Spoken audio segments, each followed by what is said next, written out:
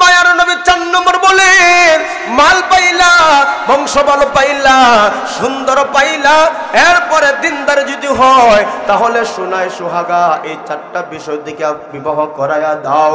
তবে যদি মাল পাইলা না, সন্তান মাল পাইলা না, বংশ পাইলা না, এমন কোন সুন্দর নয়, কিন্তু তার দিনদারি আছে, দিনদারি আছে। আল্লাহর নবী মায়ার নবী বলেন, ফাসবার ইয়াজাত, তাহলে তোমরা এই দিনদারি মেয়েটাকে তোমার পুত্রবধূ করে আনো। যদি মেয়েটা দিনদারি হয় তাহলে সন্তান দিনদারি হবে, মেয়েটা যদি দিনদারি হয় ছেলে মেয়েটা ভালো হবে। এবার দয়ার নবী মায়ার নবীর হাদিস অনুযায়ী লক্ষ্য করে দেখেন, আপনি আপনার ছেলেকে যদি বিবাহ করাইতে যাও, ভালো সন্তানের নাতি যদি হতে চাও, ভালো সন্তানের ছেলের বাপ যদি হতে চাও, তাহলে বংশ বাদ দিয়া দেন, এমনকি দৌলত বাদ দিয়া দেন, সুন্দর বাদ দিয়া দেন। যদি মেয়েটা দিনদারি হয়, তার গর্ভ থেকে যে সন্তান দুনিয়াতে আগমন করবে, এই সন্তান দ্বারা মাতা পিতা কখনো বেইজ্জতি হবে না। এবার লক্ষ্য করে দেখেন আল্লাহ নবীর মায়ার নবীর হাদিস। ওই যুবককে দেখতে বললে, আমিরুল মুমিনিন, আমার মা একজন বন্দির গোলাম, আমার মা মানুষের বাড়িতে বাড়িতে কাজ করে, আমি হইলাম ওই বুয়ার ঘরের ছেলে। আচ্ছা, এটা আমি বাদ দিয়ে দিলাম। 2 নম্বর বলেছেন, যদি সন্তান পৃথিবীতে আগমন করে তাহলে একটা সুন্দর ইসলামী নামকরণ করতে হবে। আমার বাবাকে জিজ্ঞাসা করেন, আমার নামটা কি রেখেছেন? আমার বাবাকে জিজ্ঞাসা করেন। আমার নামটা হলো হাফাল। হাফাল শব্দের অর্থ হলো চামচিকা, চাঞ্চরা। কথা বলেন ঠিক নি? চাঞ্চরা ছিলেন নে আপনারা? এটা হলো চামচরা, চামচিকা। আমার বাবা আমার মা আমার নামটা রেখেছে হাফাল। ইসলামের নামদারে কোনো নাই, ইসলামী নাম যে রয়েছে এর মধ্যে দাঁড়াদারি কোনো নাই, দাঁড়াদারি কোনো নাই। আমার মা বাবা এটাও মিস্টেক করেছে। এই জন্য লক্ষ্য করে দেখেন আমার প্রাণের বন্ধুগণ, আমার প্রাণের ভাইরা, ইসলামের মধ্যে গুরুত্বপূর্ণ একটা ভূমিকা আছে নাম। কথা বলেন ঠিক কিনা? ইসলামের ভিতরে সবচাইতে গুরুত্বপূর্ণ একটা বিধান, সবচাইতে গুরুত্বপূর্ণ একটা অধ্যায়, যখন ছেলে যখন পৃথিবীতে আগমন করবে অথবা মেয়ে যখন পৃথিবীতে আগমন করবে, আপনার দায়িত্ব হচ্ছে আপনার ছেলে মেয়ে যদি পৃথিবীতে আগমন করে তার ডান কানে আজান দিয়ে দাও এবং বাম কানে একামত দিয়ে দাও। কথা বলেন ঠিক কিনা? কিন্তু আজকে আমাদের সমাজের চিত্র হইল, ছেলে মেয়ে যদি দুনিয়াতে আগমন করে আগে শুরুতেই একটা সেলফি ফেসবুকে আপলোড।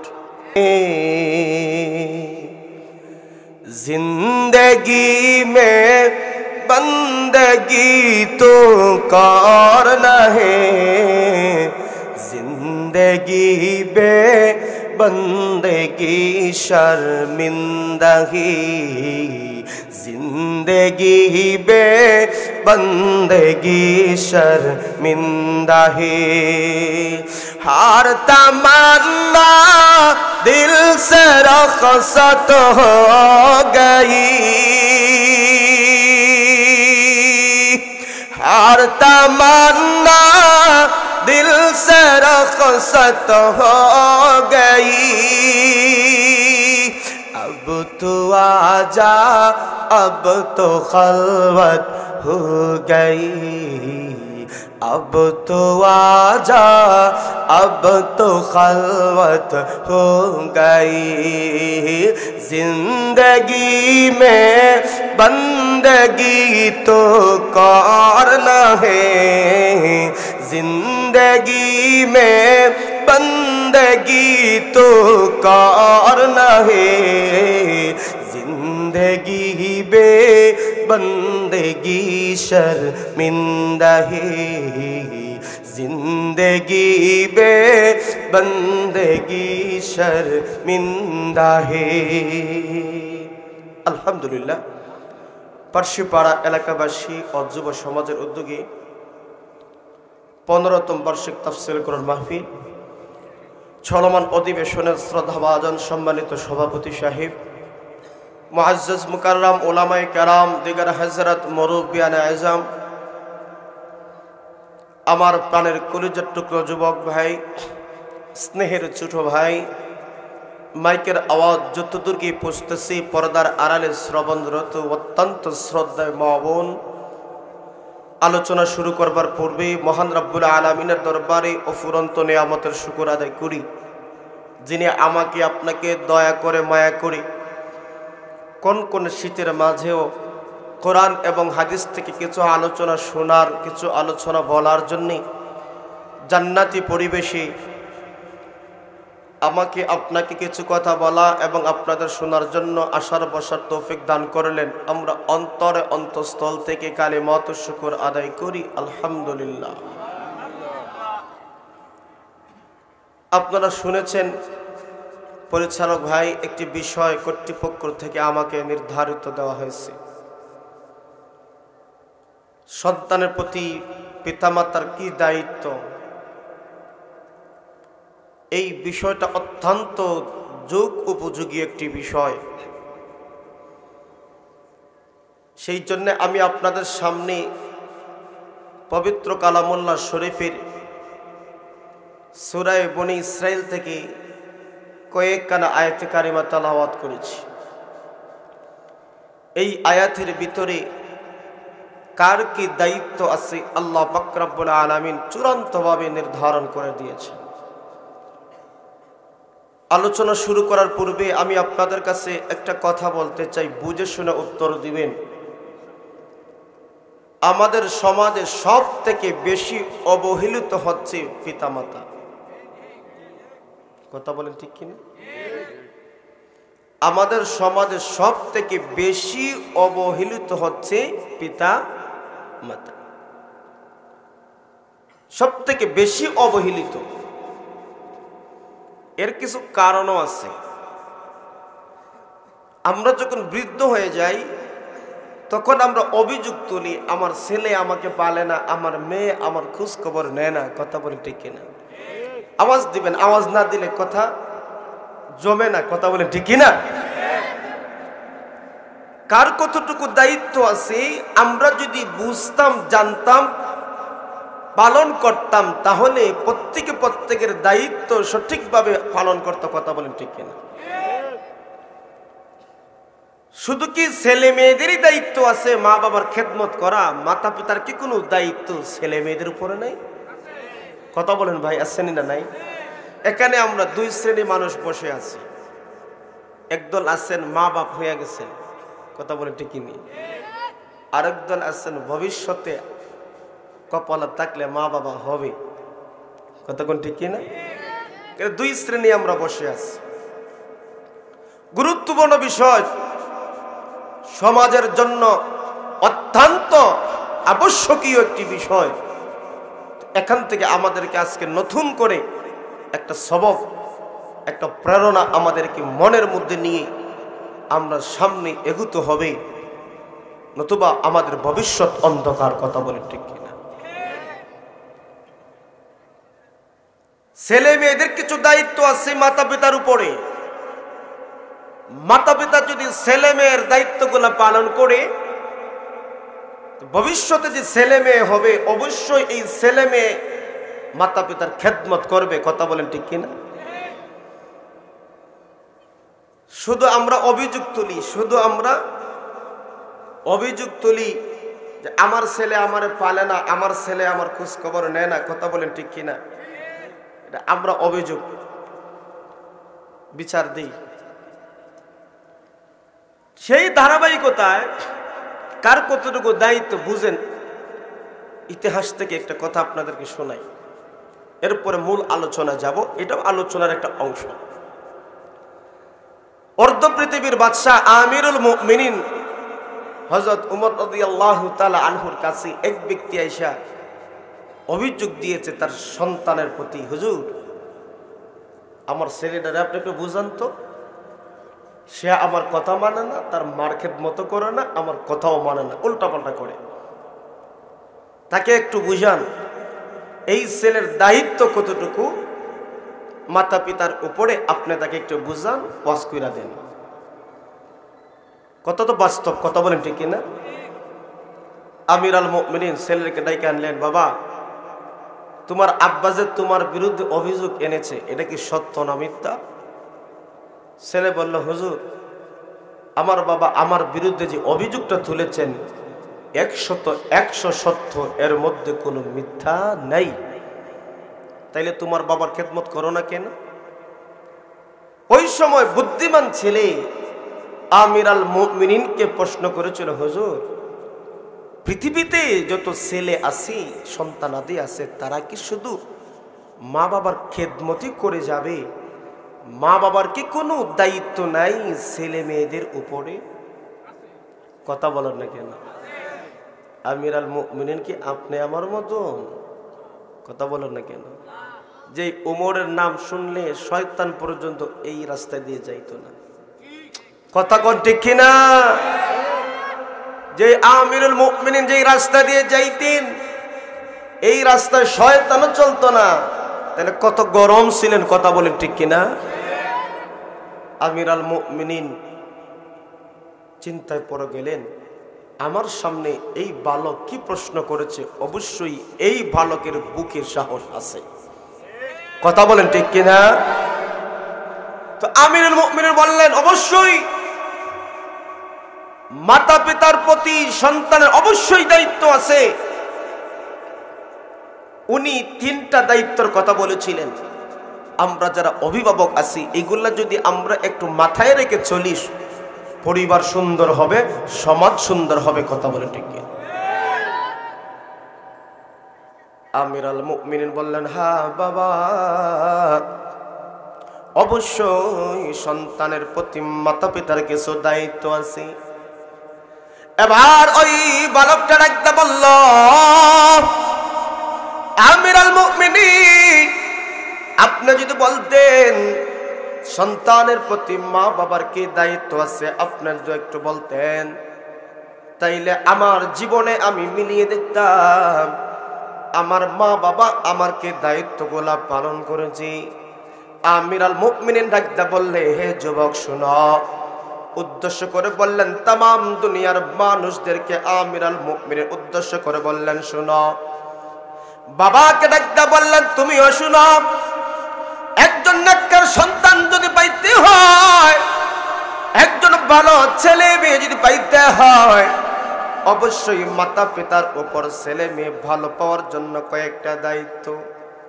1 নম্বর হলো, সন্তান যদি ভালো পাইতে হয়, তাহলে অবশ্যই এই ভালো সন্তান পাওয়ার জন্য সন্তান পৃথিবীতে আসার আগে ভালো একটা মেয়ের ব্যবস্থা করতে হবে, মার ব্যবস্থা করতে হবে। মা যদি ভালো হয়, সন্তান ভালো হবে। মা যদি ভালো হয়, সন্তান ভালো হবে। বাবা যদি ভালো হয়, ছেলে ভালো হবে। মা যদি ভালো হয়, মেয়ে ভালো হবে। সর্বপ্রথম ভালো একটা সন্তান পাওয়ার জন্য, ভালো একটা ছেলে মেয়ে পাওয়ার জন্য আগে ভালো একটা মার ব্যবস্থা করতে হবে। এবার 2 নম্বরে আমির আল মুমিনিন ডাকতে বললে, হে যুবক তুমি শোনো, ভালো সন্তান যদি পাইতে হয়, একটা সন্তান পৃথিবীতে আসার সময়, আসার আগে ভালো মার ব্যবস্থার সাথে সাথে পৃথিবীতে যখন সন্তানটা আসবে, ওই অবস্থায় মাতা পিতার দায়িত্ব হয়ে যায় ওই সন্তানের ইসলামী একটা নাম রাখা। 3 নম্বর হলো, ভালো একটা ছেলে মেয়ে যদি পাইতে হয়, আমির আল মুমিনিন ডাকতে বললেন, শুনো, ওই সন্তানটাকে অবশ্যই ধর্মীয় শিক্ষায় শিক্ষিত করতে হবে, অবশ্যই দ্বীন শিক্ষায় তাকে শিক্ষা দিতে হবে। আমার প্রাণের বন্ধুগণ, ওই অবস্থায় ওই বালকটা ডাকতে বলল, আমির আল মুমিনিন, এবার আপনি ভালো করে শুনেন, আমার বাবার অবস্থাটা একটু দেখেন। আমার বাবা আপনার বিরুদ্ধে, আমার বাবা আপনার বিরুদ্ধে অভিযোগ তুলেছেন। আমি কেন বাবার খেদমত করি না, আমি কেন আমার মার খেদমত করি না। আপনি এই দিকে বললেন, ভালো একটা সন্তান যদি পাইতে হয়, তাহলে অবশ্যই ভালো একটা মার ব্যবস্থা করতে হবে। মা যদি ভালো হয়, সন্তান ভালো হবে। আপনি চিন্তা করে দেখেন, আপনি একটু অনুধাবন করে দেখেন, আমার বাবাকে আপনি জিজ্ঞাসা করেন। আমার মা বাড়িতে বাড়িতে কাজ করে, আমি একজন কাজের মেয়ের সন্তান। আমার মা তো প্রথম স্টেপটা ভুল করে ফেলেছি, অথচ আল্লাহর নবী, মায়ার নবী বলেন, হে যুবকের দল, হে অভিভাবকের দল, তোমরা যদি তোমার ছেলে এবং মেয়েকে বিবাহের উপযুক্ত হয়ে যায়, ছেলেকে যদি বিবাহের জন্য প্রস্তুত হয়ে যাও, অভিভাবককে আল্লাহর নবী মায়ার নবী ডাকতে বলে চারটা জিনিস দিকে বিবাহ দিবা, চারটা জিনিস দিকে ছেলেকে বিবাহ করাইবা। এক নম্বর হলো মাল দেখিয়া বিবাহ করাও, দুই নম্বর হলো বংশ দেখিয়া বিবাহ করাও, তিন নম্বর হলো সুন্দর দেখিয়া বিবাহ করাও। আল্লাহর নবী মায়ার নবী চার নম্বর বলেন মাল পাইলা, বংশ বল পাইলা, সুন্দর পাইলা, এরপরে দিনদার যদি হয় তাহলে সোনায় সোহাগা, এই চারটা বিষয় দিকে বিবাহ করায়া দাও। তবে যদি মাল পাইলা না, সন্তান মাল পাইলা না, বংশ পাইলা না, এমন কোন সুন্দর নয় কিন্তু তার দিনদারি আছে, দিনদারি আছে। আল্লাহর নবী মায়ার নবী বলেন ফাসবারিয়াজাত, তাহলে তোমরা এই দিনদারি মেয়েটাকে তোমার পুত্রবধূ করে আনো। যদি মেয়েটা দিনদারি হয় তাহলে সন্তান দিনদারি হবে, মেয়েটা যদি দিনদারি হয় ছেলে মেয়েটা ভালো হবে। এবার দয়ার নবী মায়ার নবীর হাদিস অনুযায়ী লক্ষ্য করে দেখেন, আপনি আপনার ছেলেকে যদি বিবাহ করাইতে যাও, ভালো সন্তানের নাতি যদি হতে চাও, ভালো সন্তানের ছেলের বাপ যদি হতে চাও, তাহলে বংশ বাদ দিয়া দেন, এমনকি দ্বন্দ্বৌলত বাদ দিয়া দেন, সুন্দর বাদ দিয়া দেন। যদি মেয়েটা দিনদারি হয়, তার গর্ভ থেকে যে সন্তান দুনিয়াতে আগমন করবে, এই সন্তান দ্বারা মাতা পিতা কখনো বেইজ্জতি হবে না। এবার লক্ষ্য করে দেখেন আল্লাহ নবীর মায়ার নবীর হাদিস, ওই যুবককে দেখতে বললে আমিরুল মুমিনিন, আমার মা একজন বন্দির গোলাম, আমার মা মানুষের বাড়িতে বাড়িতে কাজ করি, আমি হইলাম ওই বুয়ার ঘরের ছেলে। আচ্ছা এটা আমি বাদ দিয়ে দিলাম। দুই নম্বর বলেছেন যদি সন্তান পৃথিবীতে আগমন করে তাহলে একটা সুন্দর ইসলামী নামকরণ করতে হবে। আমার বাবাকে জিজ্ঞাসা করেন আমার নামটা কি রেখেছেন, আমার বাবাকে জিজ্ঞাসা করেন। আমার নামটা হলো হাফাল। হাফাল শব্দের অর্থ হলো চামচিকা, চাঞ্চরা। কথা বলেন ঠিক নি? চাঞ্চরা ছিলেন নে আপনারা, এটা হলো চামচরা, চামচিকা। আমার বাবা আমার মা আমার নামটা রেখেছে হাফাল। ইসলামের নাম দ্বারে কোনো নাই, ইসলামী নাম যে রয়েছে এর মধ্যে দাঁড়াদারি কোনো নাই, দাঁড়াদারি কোনো নাই। আমার মা বাবা এটাও মিস্টেক করেছে।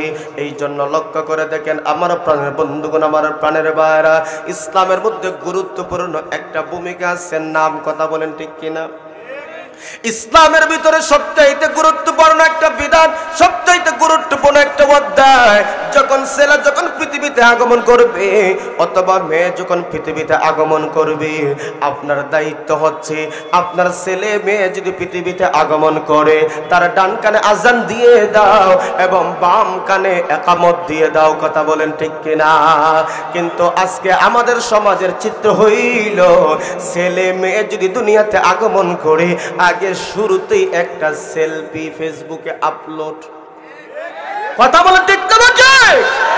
আজকে আমাদের চিত্র হলো এই, আমাদের ছেলে মেয়ে অথবা বাগনা বাগনি কেউ যদি আসেই দুনিয়াতে, সর্বপ্রথম রাসূল বলেন কাজটা হইল সে পৃথিবীতে আসার সাথে সাথে তাকে পরিষ্কার করে তার ডান কানে আজান দিয়ে দাও এবং বাম কানে একামত দিয়ে দাও।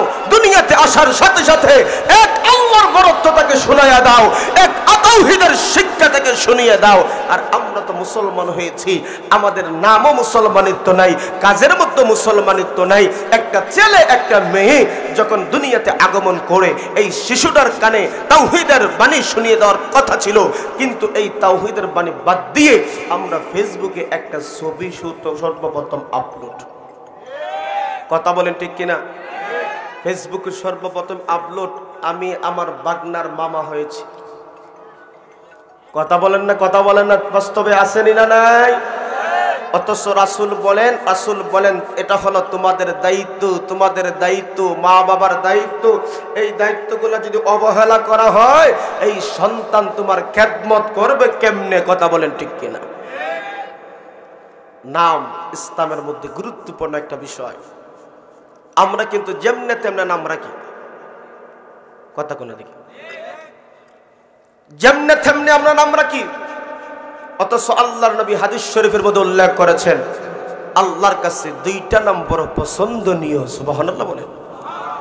একটা নাম হলো আব্দুল্লাহ, আরেকটা নাম হলো আব্দুর রহমান, সুবহানাল্লাহ কর না। আমরা শুধু শর্ট, এই আধুনিক যুগে আইসা আমরা শর্টে চলতেছি, কথা বল না কেন? আমরা নাম শুধু শর্টে চলি। এক মুরব্বী, তার নাতি হইছে, তিনটা নাতি, কয়টা নাতি? 3 নম্বর নাতি হওয়ার পরে হুজুরের দাওয়াত করছেন, দোয়া কইরা নাম রাখবে। দাদা দাদা বৈশা বলতেছে, ইমাম সাহেব আমারও নাতির নামটা একবার শর্টে রেখে দেব। বুড়া মানুষ, এটা লম্বা নাম আমি নিতে পারি না, শর্টে। আমার বড় নাতির নাম, ছোট নাতির নাম এই আকারে রেখে দেব। আমাদের দেশে একটা আকার আছে, কথা বল না কেন?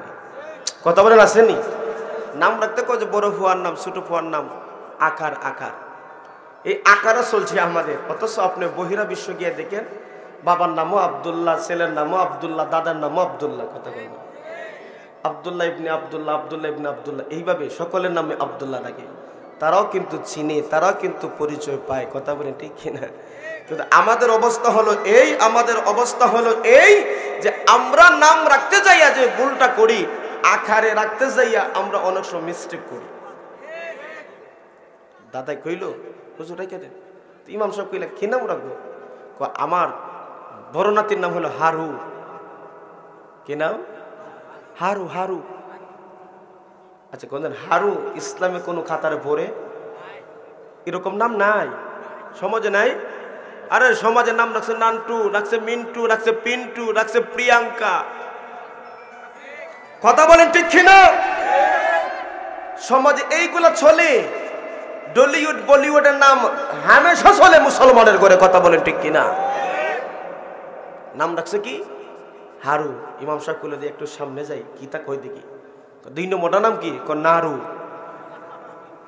ভালোই তো রাখছো, কজর তো শর্টে রেখে দেন, দিয়ক করে নাম রেখে দেন। ইমাম সাহেব ফিরে গেছে বিপদে, হারু নারু, এখন নাম 2 করে পাইতাম কই, রাইকে দেও গরু। আর কি কথা বলতো, কথা বলেন ঠিক কিনা? মুরব্বী হাইসা দিছে, হুজুর এটা কিতা কইলেন আপনি? কি কইম আপনি? হারু রাখছেন, নারু রাখছেন, এটা না আছে কোরআনে আছে নবীদের নাম, না আছে আল্লাহর সিফতি নাম, না আছে সাহাবায়ে কেরামের নাম, এটা কিতা রাখছেন আপনি? অথচ আল্লাহ রাসূল সাল্লাল্লাহু আলাইহি ওয়াসাল্লাম বলছেন, নবীদের নামে নাম রাখো, আল্লাহর সিফতি নামে নাম রাখো, ভালো সাহাবীদের নামে নাম রাখো, অর্থবহ শব্দ দিয়ে নাম রাখো। কিয়ামতের দিন আল্লাহ কিছু কিছু মানুষদেরকে নামের ওসিলায় আল্লাহ তাআলা দয়া করে মায়া করে ফার কইরা দিবেন। নবীদের নামে যখন আল্লাহ সকল নবীদেরকে ডাক দিবেন, হাদিস শরীফের মধ্যে পাওয়া যায়, এই নবীদের নামে যারাই নাম রেখেছে তারাও নবীদের সাথে দাঁড়াবে। আল্লাহু আকবার বলেন।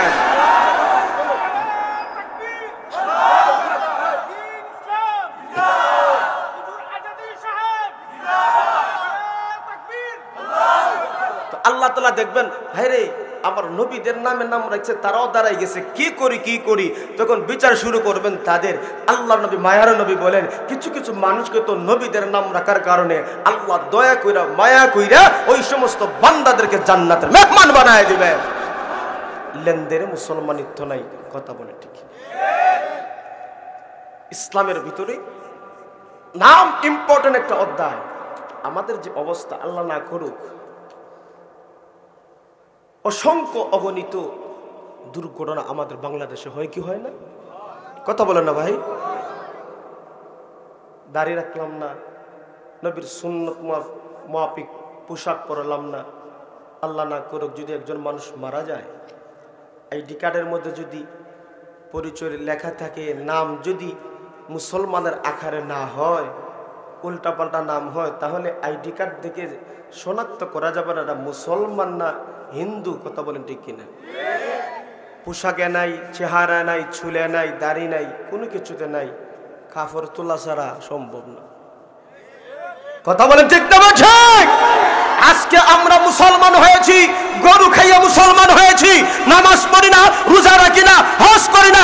ইসলামের বিরুদ্ধে যখন কোন কুলাঙ্গার কথা বলে, মুসলমানের জবান থেকে প্রতিবাদের ভাষা জাগ্রত হয় না, কথা বলতে হবে ঠিক কিনা?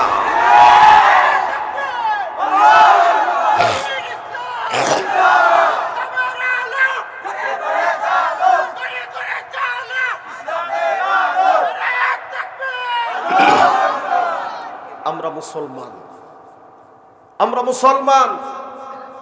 মা বাবা যেখানে আমরা ভুল করি, যেই জায়গাতে আমরা মা বাবারা ভুল করি, সেটা হচ্ছে একটা সন্তান যখন পৃথিবীতে জন্মগ্রহণ করে, নবীজি কিছু সুন্নত বলেছেন, ডান কানে আজান দাও, বাম কানের মধ্যে একামত দাও, সপ্তম দিন যখন হবে আকিকা করো। কথা বলেন ঠিক কিনা? যার যতটুকু তৌফিক আছে করে। মাথার মধ্যে চুল সপ্তম দিন আপনি খামাইয়া ওজন দিয়া সম পরিমাণ কিছু টাকা সামর্থ্য থাকলে সৎকা করো, হায়াত বাড়াই দিবেন তিনি কে? এগুলা করি আমরা। আরো চুল রাইখা এই ছোট বাচ্চারে, অবুজ বাচ্চারে চুল লম্বা করে ফ্যাশন ওই জায়গাতে শুরু। কথা বলে ঠিক না ঠিক? নাম তো আর নাই। তো নবীজি সাহাবী কইলেন, তোমার নাম কি? কয় হাফাল। করছো কি? ওই বালকটা বললো, হুজুর আমার বাবা আমার মা বাদ দিয়ে দিলাম, এটা বলা ভুল করে ফেলছি, আমার নামটা হাফাল রাখছে, এটা তো ইসলামের কাতারেই নাই। 3 নম্বরটা বলল, আপনি বলছেন ধর্মীয় শিক্ষা দিতে হবে, আমার বাবাকে জিজ্ঞান্ত, আমি যে দুনিয়াতে আসলাম আমার বয়স যখন 5-6 বছর হইল, আমার বাবা আমাকে মক্তবে পাঠাইছে কি পাঠাইছে না, মাদ্রাসায় পাঠাইছে কি পাঠাইছে না, দিনে শিক্ষা দিছে কি দিছে না, আপনি বালকের জিজ্ঞান্ত আমার বাবাকে। তখন বাবাকে যখন জিজ্ঞাসা করা হইল, উনি নিরুত্তর হয়ে গেলেন, বলেন হুজুর আমি তো তার মার ভালো ব্যবস্থা করিনি, ইসলামের নামও রাখিনি, আর তাকে মাদ্রাসায় মক্তবে তাকে দিন শেখাইনি। নবীজির সাহাবী এমন ধমকি দিলেন যে অভিযুক্ত সন্তানের প্রতি খেদমত পাওয়ার জন্য তুমি একটাও তো তার হক আদায় করো নাই। আমাদের দেশের বাবা হইল বছরের পরে বছর ছেলে সন্তান নেয়, কিন্তু এগুলা বড় হয় কেমনে? এগুলার সাথে কোনো কথা কন না কিনে, এগুলার সাথে কোনো সম্পর্ক নাই। এই জন্য আল্লাহ নবী মায়ার নবী বলেন, সন্তানের যে দায়িত্বগুলো আছে, সন্তানের যে হকগুলো আছে, বাবা মা তার অভিভাবক যদি এই হকগুলা পালন করে, পুঙ্খানুপুঙ্খানুভাবে পালন করে, অবশ্যই এই সন্তান তার মা বাবার বৃদ্ধ অবস্থায় সেবা করবে, খেদমত করবে। কথা বলে ঠিক কিনা? মা দরকার হবে ভালো, মা যদি ভালো হয় ছেলে হবে ভালো।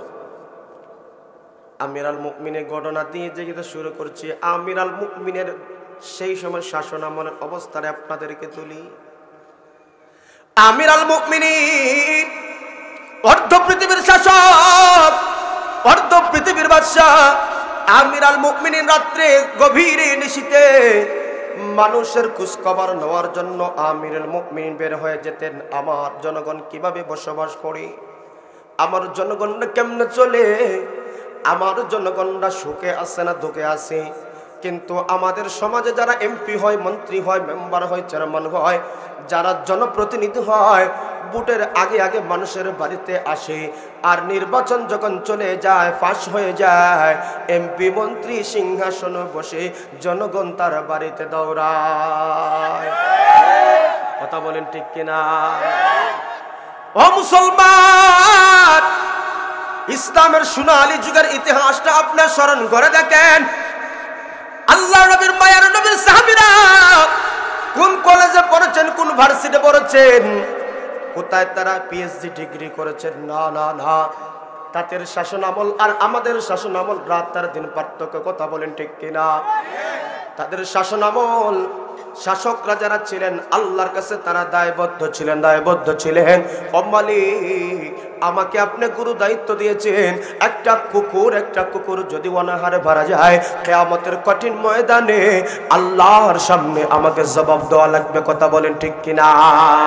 আর আজকে আমাদের সমাজে ক্ষমতা টিকে রাখার জন্য, মস্তক টিকে রাখার জন্য শত শত হাজার হাজার যুবকের তাজা রক্ত যদি চলে যায়, আমাদের দেশের ক্ষমতা লোভীরা চেয়ার ছাড়তে চায় না। কিন্তু ক্ষমতার লোভ সাহাবায়ে কেরামের ছিল না, চেয়ারের লোভ সাহাবায়ে কেরামের ছিল না। এই জন্য তাদের যুগটাই ছিল সোনালী যুগ। কথা বলেন ঠিক কিনা? আজকে এই যুগে আইসা আমাদেরকে যারা শাসন করে, আমাদেরকে যারা চালায়, তাদের যদি দ্বীনের বুঝ থাকতো, কোরআনের জ্ঞান থাকতো, তাদের যদি আল্লাহ এবং রাসূলের আদর্শ জানা থাকতো, তাহলে আপনি আমি গড়ে থাকতাম, তারা পাহারাদার হইতো। কথা বলেন ঠিক কিনা?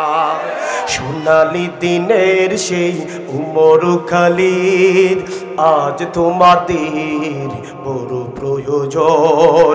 সোনালি দিনের সেই উমর খালিদ, আজ তোমাদের বড় প্রয়োজন।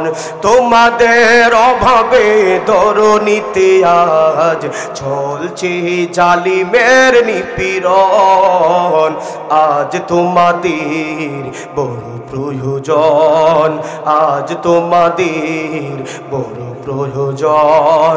তোমরাই পেরেছিলে খোদার জমিনে দিতে মানুষের নিরাপত্তা, তোমরাই ফিরিয়ে এনেছিলে ধরাতে শ্রেষ্ঠতম মানবতা।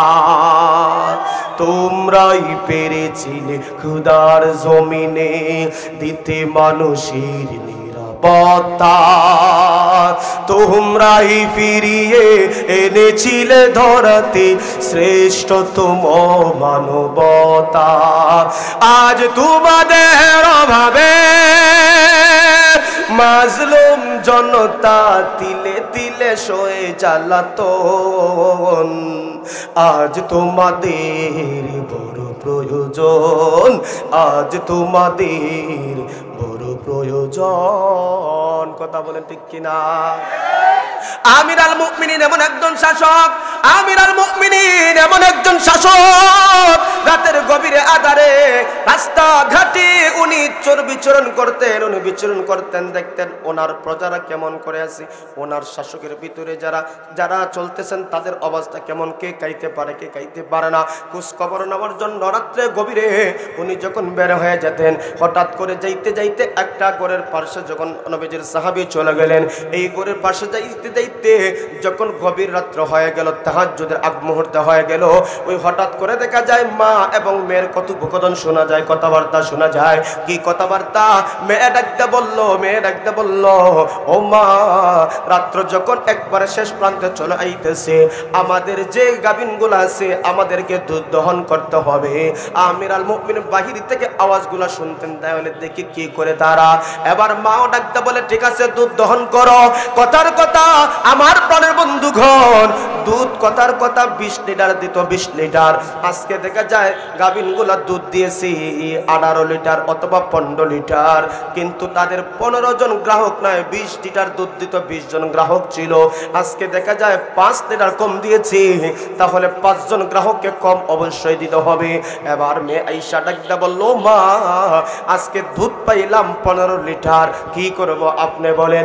এবার মা ডাকতে বলল, হে মেয়ে, গ্রাহক যেহেতু 20 জন, এখন যদি আমরা 15 জনকে দেই তাহলে আমাদের শর্ট পড়বে 5 জন, 5 জনের টাকা আমরা পাইব না। এই জন্য আমি তোমাকে নির্দেশ দিলাম, যাও তুমি 5 লিটার পানি মিক্স করে 20 লিটার বানায় দাও। আমিরুল মুমিনিন পিছন দিক দিয়ে শুনতেছে। আমিরুল মুমিনিন মনে মনে চিন্তা করতেছে, হায় হায় কি দুর্নীতি আমার সমাজে তাকিয়া, ইসলামের গণ্ডির ভিতরে তাকিয়া সে ব্যবসার মাঝে দুর্নীতি দিচ্ছে, ব্যবসার মাঝে মানুষকে ধোঁকা দিতেছে। এই অবস্থা যখন আমিরুল মুমিনিন শুনতেছি, মিজাজ আস্তে আস্তে গরম হয়ে যাইতেছে। এবার আমিরুল মুমিনিন চিন্তা করলো, দেখি মেয়েটা কি উত্তর দেয়। ওই মুহূর্তে আমিরুল মুমিনিন শুনতেছি মেয়েটা ডাকতে বলল, মা, যদিও গ্রাহক আমাদের 20 জন দুধ পাইছে 15 লিটার, এই মুহূর্তে যদি 5 লিটার পানি মিক্স করে আমরা 20 লিটার বানায়া আমরা যদি 20 জনকে দিয়ে দেই, 20 জন গ্রাহক তারা জানবে না আমরা যে দুধের মধ্যে পানি মিক্স করেছি, কিন্তু মদিনাবাসী তো জানবে না। আমিরুল মুমিনিন যদি জানে, তোমার গর্দান শেষ আমারও। কথা বলেন ঠিক কিনা? আমিরুল মুমিনিন এত গরম মিজাজের মানুষ। আমিরুল মুমিনিনকে শয়তান দেখলে ফলাইতো। এত গরম মিজাজের মানুষ। আমিরুল মুমিনিন শুনতেছে, হায় হায়, মেয়ে বলল কি আর মা বলল কি, দেখি না আরেকটু তাদের কথাবার্তা শুনি। ওই মুহূর্তে মা ডাকতে বললে, হে দুষ্টু মেয়ে, মদিনাবাসী কেউ জানবে না, আর আমিরুল মুমিনের কথা তুমি বলো। তাইলে তোমার ঘরের পাশে কি আমিরুল মুমিনে বৈশা গেছি আমরা পানি দুধের মধ্যে মিক্স করে দেখার জন্য। এবার মেয়েরা সুন্দর একটা জবাব দেয়, ও ভাই, ও মা, ও বোন, তাদের ভিতরেই ছিল আল্লাহওয়ালা, তাদের ভিতরে ছিল আমার মালিকের ভয়, তাদের অন্তরে ছিল আল্লাহর ভয়। এই মেয়েটা ডাকতে বলল, মা তাহলে শুনেন, তামাম দুনিয়াবাসীকে ধোঁকা দিতে পারি, মদিনাবাসীকে ধোঁকা দিতে পারি, আমিরুল মুমিনিনকে ধোঁকা দিতে পারি, কিন্তু পরওয়ারদিগার আমার আল্লাহকে একটা মুহূর্তের জন্য ধোঁকা দিতে পারবো না। আমিরুল মুমিনিন মেয়ের কথাটা শুনে অন্তরটা খুশি হয়ে গেছে। হ্যাঁ, পাইলাম, একজন মেয়ে পাইলাম, আমার আল্লাহর ভয় তার অন্তরে অনেক বেশি। সুবহানাল্লাহ। আমরা এলাকার দুধ বেছে নি মানছি, কত কোন দেখি দুধ বিক্রেতা নাই, তারা কি পিওর দুধ বেছে? কত কোন দেখি মাত্র না, পিওর দুধ বেছে। মিশায় কুইয়ার চিনেন? কুইয়ার কথা কন না কেন আপনারা? নাইমা দিমু, কিন্তু সময় কম, নাইমা দিমু, কথা না বলে নাইমা দিমু, হঠাৎ চেরা দিন, কথা বলতে হবে। কুইয়ার বিক্রি রস বিকছে না, আমার চোখে দেখে বার দিয়া রস বিক্রি করে ভুরে বাহির হইছে, যে রস নিয়া বিকাল 4টায় দেখা যায় হবে না। কথা কন না, আসেন বার দিয়া যে সারাদিন বেচলো, আসরের পরও দেখা যায় তার বার কষ্ট, পানি দুধ রস আর কমে না, শুধু বাড়ে। এ তো বেচলো কই আর পাইলো কই? কথা বলেন ঠিক কিনা? তাইলে বোঝা গেল আমাদের সমাজে ব্যবসায়িক যারা আছে, এই ব্যবসার মাঝে দুর্নীতি হয় কি হয় না? আরো জোরে বলেন, দুর্নীতি হয় কি হয় না? যদি মানুষের ভিতরে আল্লাহর ভয়টা চলে আসে, যদি মানুষের ভিতরে আল্লাহর ভয় চলে আসে, এই মানুষটা কখনো ব্যবসার মধ্যে দুর্নীতি করতে পারে না, চাকরির মধ্যে দুর্নীতি করতে পারে না, অফিসের মধ্যে দুর্নীতি করতে পারে না। যার ভিতরে আল্লাহর ভয় নাই, এই মানুষ এই মানুষকে ধোঁকা দিতে পারে। দুর্নীতিবাজ আমাদের সমাজে ভরে গেছে। কথা বলেন ঠিক কিনা? দুর্নীতির একরায় বসে জাগির করে জ্ঞান, দুর্নীতির একরায় বসে জাগির করে জ্ঞান, কলম দিয়ে কামায় টাকা, কলম দিয়ে কামায় টাকা, ধরে সাধুর বান। ওরা শিক্ষিত শয়তান, ওরা শিক্ষিত শয়তান, ওরা শিক্ষিত শয়তান। শিক্ষাঙ্গনের দিকে ভাইরে দেখো না চোখ মেলিয়া, ছাত্ররা সবাই চারিয়া আছে শুধু প্রেম লইয়া। শিক্ষাঙ্গনের দিকে ভাইরে দেখো না চোখ মেলিয়া, ছাত্ররা সবাই চারিয়া আছে শুধু ফেসবুক লইয়া। অস্ত্র সাথে সঙ্গার সাথী, অস্ত্র সাথে সঙ্গার সাথী, হইতে মস্তান। ওরা শিক্ষিত শয়তান, ওরা শিক্ষিত শয়তান, ওরা শিক্ষিত শয়তান। ওরা হলো দেশের লাগি মহামারীর মতন, ফাইল কলম টেকায়া ছালায় ওরা নির্যাতন।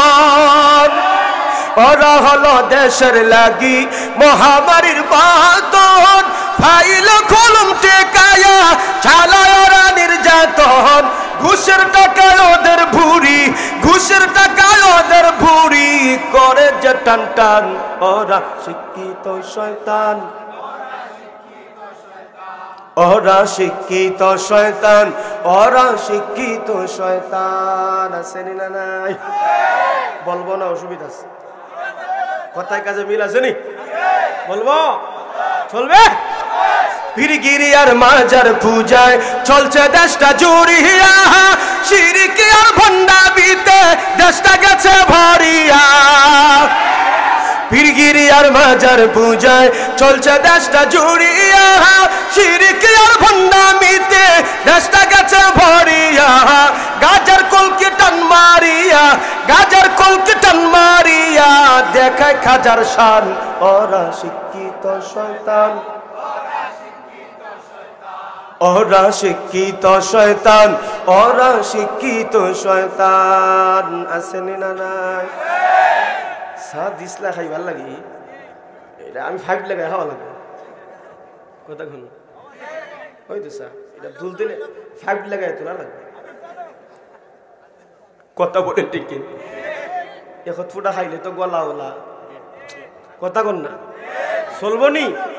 কথা বলে চলবে। ইন্নালিল্লাহ। গজল তো হইলাম চা জানে যে গরম। কোনটা দিছে? যে গরম চা দিছো তুমি। ইন্নালিল্লাহ, যে গরম আমার টুট ফুইরা গেছে। চা বিটা খাই তুইলে আমার তো 5 লাগবো। ওই দেখছেন একটু খায়া লাই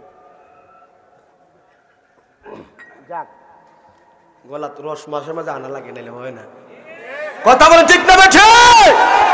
আমাদের সমাজে দুর্নীতি আছে নি? চলবে না? অসুবিধা আছে? সময় কম, চলবে? কি হবে বেঁচে থেকে অযথা বিদ্যা শিখে যদি না করতে পারো শোষণবিহীন সমাজটাকে? কি হবে বেঁচে থেকে অযথা বিদ্যা শিখে যদি না করতে পারো শোষণবিহীন সমাজটাকে? কি হবে বেঁচে থেকে? কি হবে আলেম হয়ে ইমাম সাজে সমাজেতে পারো যদি সত্য কথা উচ্চ স্বরে না বলিতে? চাকরির ভয় করো যদি ছেড়ে দাও ওই না গদি, চাকরির ভয় করো যদি ছেড়ে দাও ওই না গদি। কি হবে আল্লাহকে ধোঁকা দিয়ে?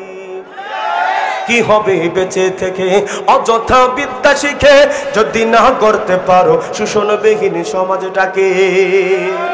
কি হবে শেষ নবীজির উম্মত নবীর ছায়ার দখল করে? কি হবে শেষ নবীজির উম্মত বলে দাবি করে যদি ওই কাদিয়ানীরা নবীর ছায়ার দখল করে? নবীজির জন্য যদি রক্তের বহে নদী, নবীজির জন্য যদি রক্তের বহে নদী, তবুও হটব না এই দাবি থেকে।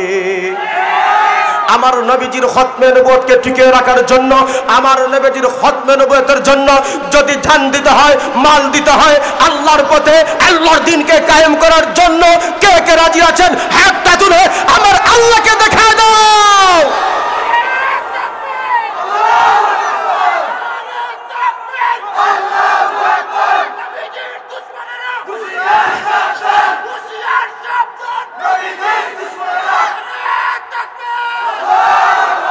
আমার নবীর জন্য নিজের রক্ত বিলাতে পারি, নিজের জান বিলাতে পারি, তারপরে নবীজির বেজ্জতি সহ্য করতে পারি না মুসলমান। কথা বলেন ঠিক কিনা? নবীর জন্য জান দিতে প্রস্তুত আছেন তো? আছেন তো? দেখাতে পারবেন? দাঁড়ান দেখি, দাঁড়ান দাঁড়ান দাঁড়ান, নবীর ইজ্জতের জন্য দাঁড়ান দাঁড়ান। নারায়ে তাকবীর, নারায়ে তাকবীর।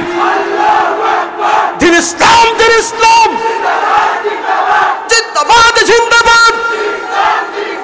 মুসলমানের এই দেশেতে নাস্তিকদের ঠাঁই নাই, নাস্তিকদের পক্ষে যারা তাদের কোনো রক্ষা নাই।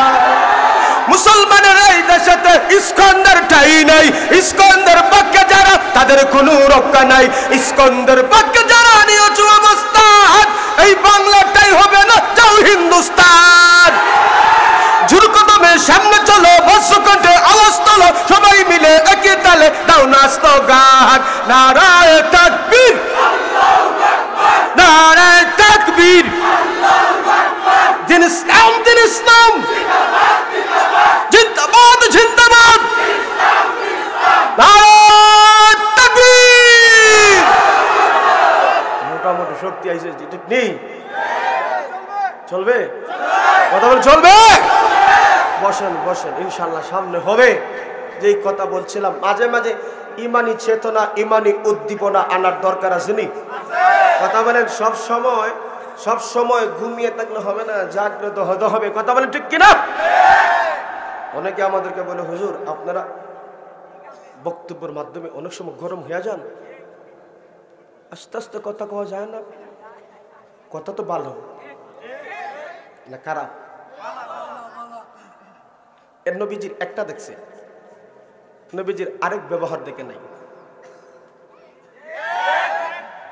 নবীজি মার খাইছে, হাত পুষি আইছে, আরো বলছে তোমার হাতে ব্যথা পাইছো। এটা নবীজির চরিত্র। কথা বলেন ঠিক না? কিন্তু আমার আপনার এই দয়ার নবী রাহমাতুল্লিল আলামিন মাঝে মধ্যে তরবারিও হাতে নিয়েছেন। কথা বলেন ঠিক কিনা মুসলমান?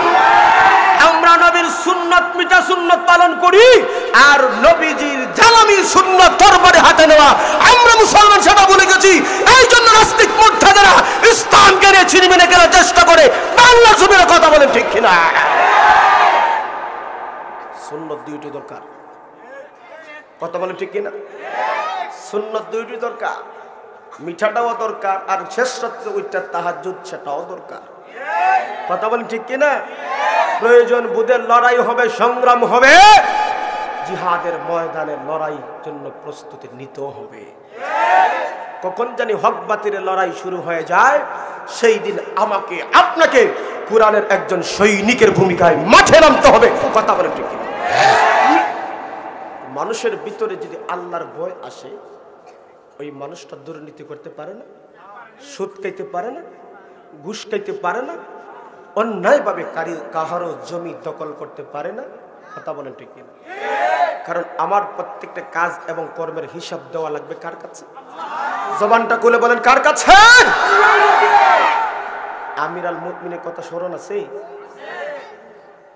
আমিরাল মুমিন কো হাই মাইকো পানি মিক্স করতো দুধে, আর মেয়ের বক্তব্য হলো যে মা, মদিনার সকল মানুষকে ধোঁকা দিতে পারি, আমিরাল মুমিনকে ধোঁকা দিতে পারি, কিন্তু পরওয়ারদিগার আল্লাহকে একটা মুহূর্তের জন্য ধোঁকা দেওয়া যায় না।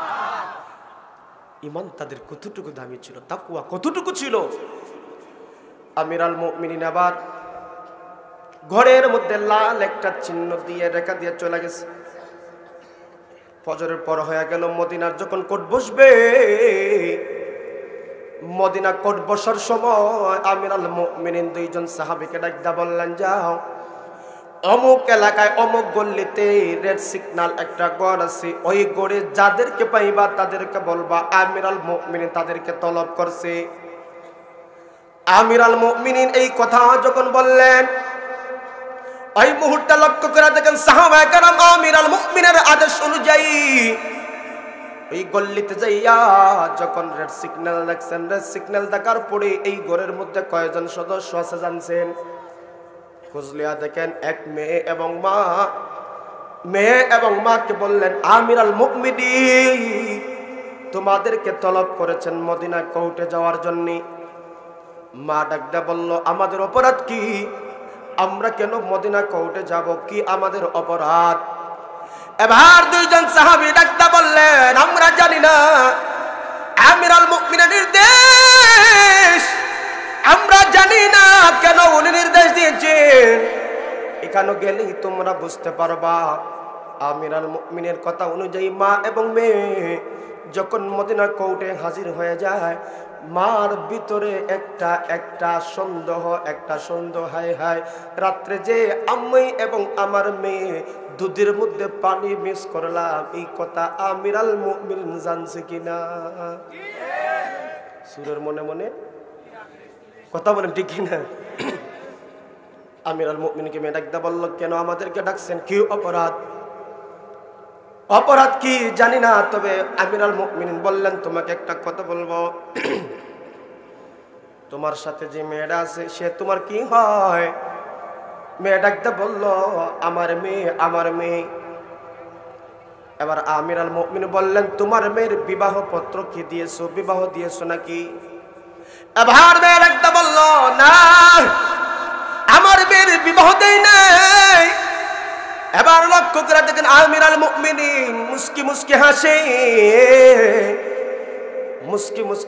বলতেছে, দেখো আমার উপযুক্ত ছেলে আব্দুল্লাহ আছে, আমার আব্দুল্লাহর জন্য তোমার মেয়েকে পুত্রবধূ বানাতে চাই। এবার মেয়ে একটা বলল, আমিরুল মুমিনিন, আমার মধ্যে এমন কোন গুণ পাইলা যেই গুণ পাওয়ার কারণে সাধারণ একটা ফ্যামিলির মেয়ে, টাকা নাই, সম্পদ নাই, বংশ ভালো না, সাধারণ একটা বংশের মেয়ে, কেন তুমি আমার মেয়েটাকে চয়েস করলা? আমিরুল মুমিনিন ডাকতে বললেন, যা পাইলাম তোমার মেয়ের কাছে পাইছি, তোমার কাছে পাই নাই। আমার বন্ধুগণ, আমার প্রাণের ভাইয়েরা, আমিরুল মুমিনিন বলল, গত রাতে তোমরা যে কাণ্ড করেছো সব কর্মকাণ্ড গড়ের পার্শ্ব থেকে আমি শুনেছি। তোমার মেয়ে জবাব দিয়েছি, ও মা, পানির মধ্যে যদি দুধ মিক্স করে দেয় তাহলে তো মদিনাবাসী নাও জানতে পারে, আমিরুল মুমিনিন নাও জানতে পারে, কিন্তু আমার পরওয়ারদিগার আল্লাহ তিনি তো সবগুলো জানেন। দেখেন, একটা সেকেন্ডের জন্য আমার আল্লাহকে ধোঁকা দেওয়া যায় না, ফাঁকি দেওয়া যায় না। তোমার মেয়ের ভিতরে যে তাকওয়া দেখলাম, ক্ষুধা ভীতি দেখলাম, আমার আল্লাহর ভয় দেখলাম, আমার ছেলের জন্য যদি তাকে পুত্রবধূ হিসাবে বানিয়ে নেয় তাহলে তাদের গর্ভ থেকে যে সন্তানগুলো আসবে তারা সমাজে ভালো সন্তান হবে, ভালো সন্তান হবে, নেককার সন্তান হবে। এই জন্য আমিরুল মুমিনিন এই মেয়েটাকে আব্দুল্লাহর জন্য পুত্রবধূ বানাইছেন। তাদের বংশ থেকে ইতিহাসের মধ্যে পাওয়া যায় ওমর ইবনে আব্দুল আজিজ রহমতুল্লাহি আলাইহি, তিনি একজন শাসক ছিলেন। ওমর ইবনে আব্দুল আজিজ রহমতুল্লাহি আলাইহি উনি এমন একজন শাসক ছিলেন, ওনার শাসন আমলে এক ঘাটে বাঘ এবং এক ঘাটে ছাগল পানি পান করত। কেমনে এই জন্য কিতাবের মধ্যে উল্লেখ করে দিয়েছেন, মানুষের ভিতরে যখন আল্লাহ পাক রব্বুল আলামিনের ভয়টা চলে আসে, মানুষের ভিতরে যখন আল্লাহ পাক রব্বুল আলামিনের ভয়টা চলে আসে, ওই মানুষের ভিতরের ভয়টা হিংস্র জানোয়ার প্রাণীর স্বভাব হয়ে যায়। ওমর ইবনে আব্দুল আজিজ দুনিয়া থেকে যখন বিদায় হয়ে যান, ওমর ইবনে আব্দুল আজিজ দুনিয়া থেকে বিদায় হওয়ার পরে একটা ছাগলকে একটা বাঘ আক্রমণ করেছি। এবার ছাগল তার বাসায় বলতেছে, হে প্রাণী, তুমি কেন আমার উপর আক্রমণ করলা? তুমি জানো না এই শাসক বলেন ওমর ইবনে আব্দুল আজিজ। ওই মুহূর্তে লক্ষ্য করে দেখেন, ওমর ইবনে আব্দুল আজিজ দুনিয়া থেকে বিদায় হওয়ার কারণে সাথে সাথে একটা হিংস্র বাঘ একটা দুর্বল প্রাণীর উপর আক্রমণ করে ফেললো। এবার বাঘ ডাক দিয়ে বলল, হে অবলা প্রাণী, দুর্বল প্রাণী, তুমি জানো না কিছুক্ষণ পূর্বে ওমর ইবনে আব্দুল আজিজ দুনিয়া থেকে বিদায় হয়েছে। আরেকটা জোরে কন্যা আল্লাহু আকবার। একজন শাসকের ভিতরে আল্লাহর ভয় থাকার কারণে হিংস্র প্রাণীর পর্যন্ত আল্লাহর ভয় চলে আসছে, দুর্বল প্রাণীর উপর সে আক্রমণ করে না। আর আমগো দেশের শাসক যারা আছে, আমাদেরকে যারা চালায়, বলে ফজর নামাজ সূরা কোরআন তেলাওয়াত করে রাত্রে মদের পার্টি যায়, ঠিক নেই? কথা বলেন ঠিক কিনা? এই হলো আমাদের শাসকের অবস্থা। নামাজ তো দূরের কথা, নির্বাচন সময় হইলে পাইকারি টুপি ফকটো থাকে, আজান যেখানে কে ওযু জুতা করলাই আল্লাহ, কর্মীরাও অসুজা। কথা বলেন ঠিক কিনা? এই নির্বাচনের সময় নামাজ দেখায়, নির্বাচনের সময় দরদ দেখায়। যদি প্রকৃতপক্ষে আল্লাহর ভয় তার অন্তরে থাকতো, মানুষের ভিতরে আল্লাহর ভয় যদি থাকতো, অবশ্যই আমাকে আল্লাহর কাছে প্রত্যেকটা কর্ম কাজের হিসাব দিতে হবে। আমাকে গুরু দায়িত্ব আল্লাহ আমাকে দান করেছেন। যিনি মেম্বার হবেন ওনার গুরু একটা দায়িত্ব আছে, চেয়ারম্যান যিনি হবেন ওনার একটা দায়িত্ব আছে, এমপি মন্ত্রী যারা হবেন তাদের একটা দায়িত্ব আছে, প্রত্যেকটা অভিভাবক যারা হবে গুরুত্বপূর্ণ তাদের দায়িত্ব আছে। এই দায়িত্ব সম্পর্কে যখন জিজ্ঞাসা করা হবে, তুমি যদি জবাব না দিতে পারো জাহান্নাম ছাড়া কোনো উপায় নাই। এই জন্য আমিরুল মুমিনের ভিতরে আল্লাহর ভয় ছিল। এই জন্য ওনার ভয়টা সাধারণ পাবলিকের অন্তরে এমন ভয় জন্মিয়েছে, শুধু তা না, ওনার শাসনামলের হিংস্র জানোয়ার প্রাণী পর্যন্ত এক গাঁটে পানি পান করত। এরা দ্বারা বোঝা গেল, মানুষ যদি প্রকৃতপক্ষে আল্লাহকে ভয় করে চলতে পারে, সমাজ সুন্দর হবে, পরিবার সুন্দর হবে, রাষ্ট্র সুন্দর হবে। কথা বলেন ঠিক না? বলছিলাম, মা যদি বালা হয় ছেলেও বালা হবে, বাবা যদি বালা হয় মেয়েও ভালো, বাপ যদি বালা হয় ছেলে ভালো, মা যদি বালা হয় মেয়ে ভালো। এই জন্য যেই জায়গার থেকে আমরা গিয়েছিলাম আমিরুল মুমিনিনের কাছে, যেই বাবা অভিযোগ তুলেছিল, স্মরণ আসেনি, অভিযোগ করেছিল আমার ছেলেকে বুঝাও, আমার ছেলে কেন আমার হকগুলা পালন করে না। আমিরুল মুমিনিনকে প্রশ্ন করেছিল, ওই যুবক প্রশ্ন করেছিল, হুজুর আমাকে আগে বলেন বাবাদের দায়িত্ব সন্তানের উপর আছে কিনা নাই, একটু আমাকে খুলে খুলে বর্ণনা দেন। আমিরুল মুমিনিন বলেছিলেন অবশ্যই ভালো সন্তান যদি পাইতে হয় এই অভিভাবকের দল অন্তরের মধ্যে গাঁথিয়ালো, ছেলেকে যখন বিবাহ দিবা, মেয়েকে যখন বিবাহ দিবা, ভালো একজন পাত্র দেখবা, ভালো একজন পাত্রী দেখবা, দিনদারিতা দেখবা। 2 নম্বর একটা সন্তান যদি পৃথিবীতে আগমন করে, এই সন্তানের যে সুন্নতগুলো আছে পালন করবা, এই সন্তানকে মাদ্রাসায় পড়াইবা, ভালো একটা নাম রাখবা। যদি এই হকগুলা আমরা শুরুতেই যদি আমরা পালন করি, অবশ্যই অবশ্যই এই সন্তানগুলা মা বাবার খেদমত করবে। কথা বলেন ঠিক কিনা? আমরা দায়িত্ব পালন করলে অবশ্যই ছেলে মেয়ে তার দায়িত্বগুলা পালন।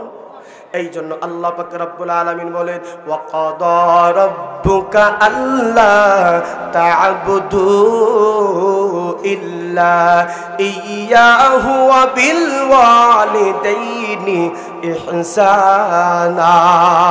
আল্লাহ পাক রব্বুল আলামিন বলেন আমি আল্লাহ চূড়ান্ত ফয়সালা করে দিলাম, আমি আল্লাহ চূড়ান্ত সিদ্ধান্ত করে দিলাম, আল্লাহ তা'বুদু ইল্লা ইয়া, তোমরা আল্লাহর সাথে কখনো শিরিক করবে না। আল্লাহ পাক রব্বুল আলামিন পবিত্র কালামুল্লাহ শরীফের মধ্যে যেই প্রথম শিক্ষাটা সমস্ত সন্তানকে আল্লাহ তাআলা দিয়েছেন, সমস্ত মানুষকে আমার আল্লাহ যে শিক্ষাটা দিয়েছেন, সেই শিক্ষার প্রথম শিক্ষাটা হলো দুনিয়ার মধ্যে আমার আল্লাহর সাথে কখনো শিরিক করা যাবে।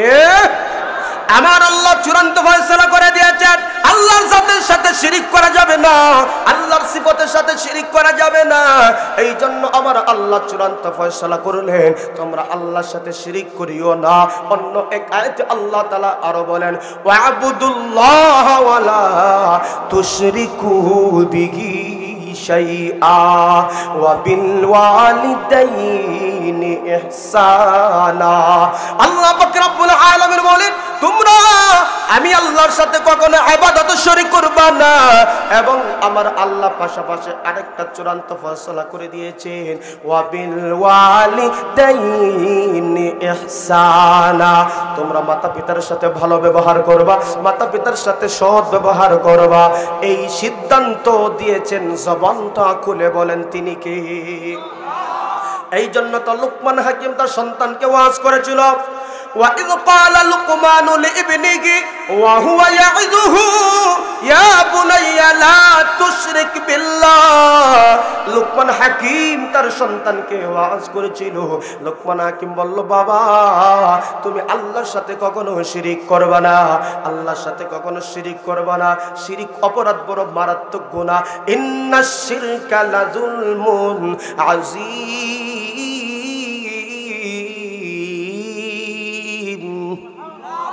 আল্লাহ বলেন নিশ্চয় শিরিক আল্লাহকে অংশীদার মানা, অন্যকে আল্লাহর সাথে অংশীদার বানানো, এটা হচ্ছে বড় অপরাধ। এই জন্য লুকমান হাকিম আরো ওয়াজ করেছিল, সন্তানকে ডাকতে বলল ওয়াসাইনাল ইনসানা বিওয়ালিদাইহি হামালাতহু উম্মুহু ওয়া ফিসালুহু ফি আমাল মাসির। সন্তানকে লুকমান হাকিম ওয়াজ করেছিল বাবা তুমি তোমার মা বাবার সাথে সদ্ব্যবহার করবা, তুমি তোমার মার সাথে ভালো ব্যবহার করবা, কারণ তোমার মা কষ্টের পর কষ্ট করে তোমাকে লালন পালন করিয়েছে।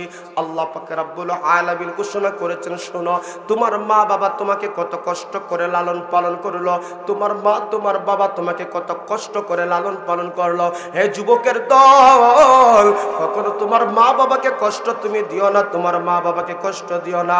আল্লাহ পাক রব্বুল আলামিন বলেন হে যুবকের দল তোমরা তোমার মা বাবাকে কখনো কষ্ট দিও না, তোমার মা কত কষ্টের পর কষ্ট করে তোমাকে লালন পালন করেছে। আল্লাহর নবী মায়ার নবী রাহমাতুল লিল আলামিন হাদিস শরীফে বলেন একজন সাহাবী ডাকতে বলল, ইয়া রাসূলুল্লাহ, ইয়া হাবিবাল্লাহ, আমি কার খেদমত বেশি করব, কার খেদমত বেশি করব? আমার আপনার নবী ডাকতে বললেন, মার খেদমত করো। এরপরে সাহাবী বলেন, কার খেদমত করব? আবার নবী বললেন, তোমার মার। সাহাবী আবার বললেন, কার? নবী বললেন, তোমার মার। এরপরে সাহাবী বললেন, কার? নবীজি বললেন, তোমার বাবার। চতুর্থবার বাবার কথা আসছে। আল্লাহ পাক রব্বুল আলামিন পবিত্র কালামুল্লাহ শরীফে এবং বিভিন্ন হাদিসে রিসার্চ করলে দেখা যায়, মা কষ্টের পর কষ্ট করে লালন পালন করেছি। কেমন ভাবে লালন পালন করেছি? মা যখন তোমাকে গর্ভধারণ করেছিল, একটা কষ্ট, এই কষ্ট মা জানে, পৃথিবীতে আর কেউ জানে না। এই কষ্টটা মা জানেন ভাই, এই কষ্টটা মা জানে, কেউ জানে না।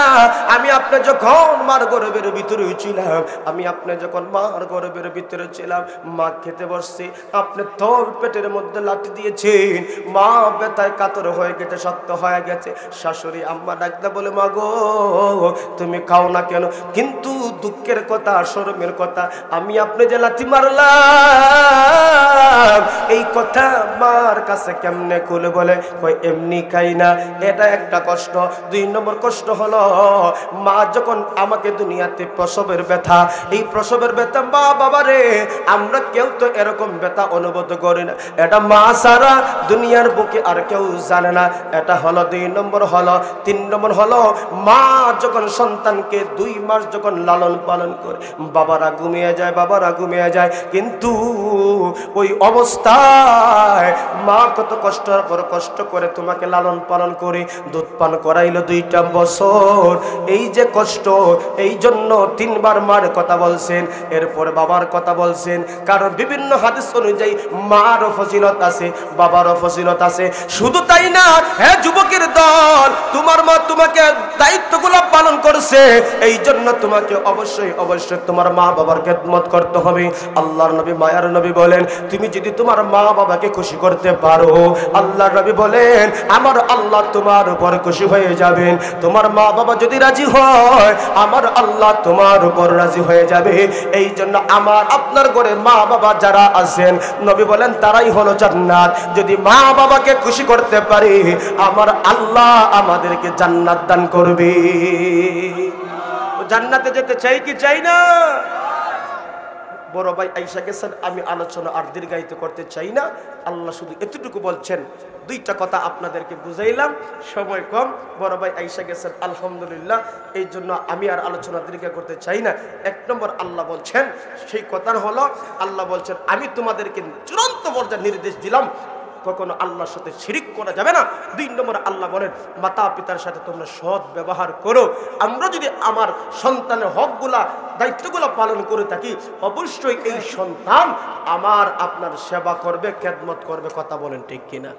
আল্লাহ পাক যেন আমাকে, আপনাকে, সবাইকে আল্লাহর হক, বান্দার হক সবগুলা সঠিকভাবে পালন করার তৌফিক দান করুন। সকলে বলেন আমিন। আসসালামু আলাইকুম ওয়া রাহমাতুল্লাহি ওয়া বারাকাতুহু।